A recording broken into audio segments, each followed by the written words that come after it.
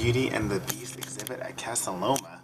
What? It's a real thing? This is a very, very big deal. And guess who's coming with me, guys? It's Jacqueline. Hey, everyone. I don't know if you guys remember her. Remember my name. You guys don't know who Elizabeth is, but she's on the fantasy cast. We're with Sean. Hi. Sean was on the Wonder with me. I'll see you when we get there. Guys, so we're here in Casa Loma, which is a real life castle inside Toronto, and they have this gigantic Beauty and the Beast exhibit based off the new film. And it's the only place in Canada where you can see some of the actual costumes used from the film.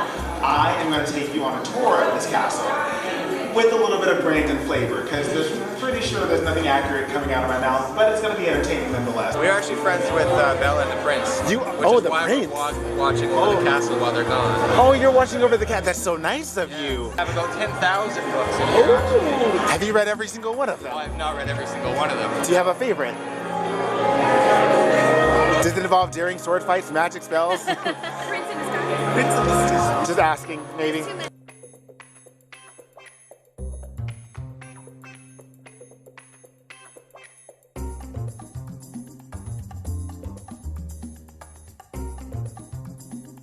It's called the Windsor Room, named after the royal family in England. But we're gonna say it's where Belle was kept. When she made it out of the dungeon, this is where the Beast put her up, and then she met Madame Labouche, and she got her outfits done and everything. Ah, this is Belle's bathroom. As you can see, it's fancy because she has a bidet. Oh, when she wears the really big dress, it's hard to get out. So she has to put the dress over the bidet, and then that's how she goes to the bathroom. The end.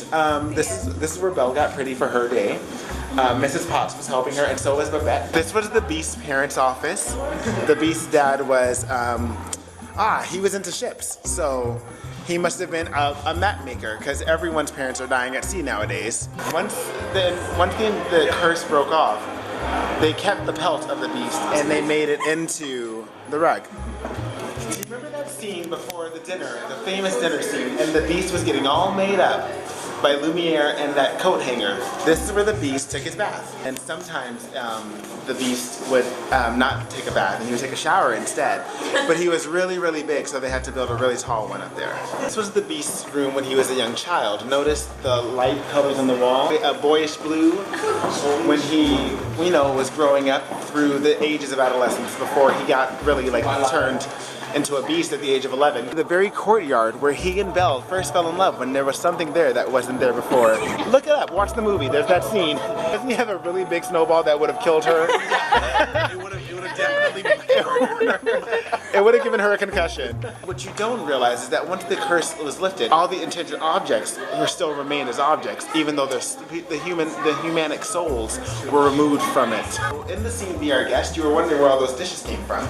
Well, they are so famous that they decided to hang themselves on the wall. This plate was cast, this plate number 3, and the Be Our Guest. She is the one that dives first into the giant punch bowl with a fork. This is the guest room where Maurice was going to be moved to, but Belle decided to sacrifice her freedom for her father's. Already he was trying to make himself at home with his pants and his ties. Look, there's Cogsworth's brother right there in the corner. You see him? I don't know what Cogsworth's brother's name is, but he just stands around making faces anyways. Maurice's bathroom. Being a prisoner, you don't get much. Servant's staircase. Let's go see where Lumiere and Cogsworth lived, eh? This is the service wing of the castle, because there's not really much adorning the walls. It's all blank. Kind of very much like the I-95 of our ships. Pretty sure you guys don't know that Lumiere has a gay sister. This is right over here. We call her La Luna. The cast of Be Our Guest has joined us. Thanks, friends. This was where the Beast would drown away his sorrows whenever the life and pressures of being a beast got too much for him. And the legal drinking age in France is 16, so he started real early. This is the tunnel that leads from the Beast Castle and directly into town underneath Gaston's Tavern.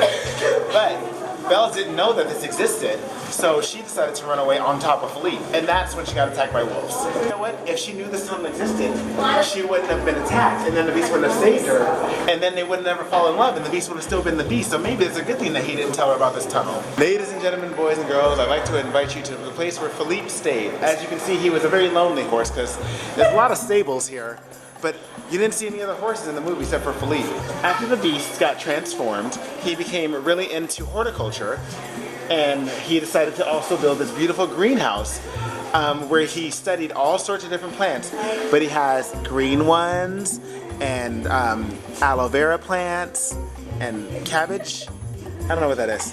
I have no idea what any of this is. We'll now play Guess That Actor. Who's that? I know what you're thinking. That's the end of our tour. I hope you had a great time, because I had a fun time showing you guys around the castle and my version of Beauty and the Beast. We are only a couple days away from getting on the ship, but by the time you see this, we'll probably be on the ship. So the movie comes out March 17th. If you haven't watched it already, go see it and let me know what you think of it. Let me know in the comments down below. And yeah, I'll just talk to you later.